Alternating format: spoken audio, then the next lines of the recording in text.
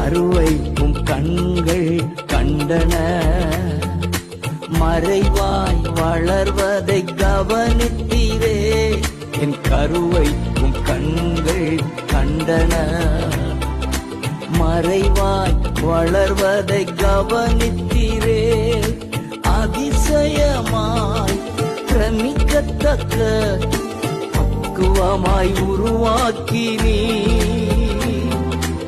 அதிசயமாய் பிரமிக்கத்தக்க பக்குவமாய் உருவாக்கினீ. நன்றி ராஜா இயேசு ராஜா, நன்றி ராஜா இயேசு ராஜா, என்னை காண்பவரே,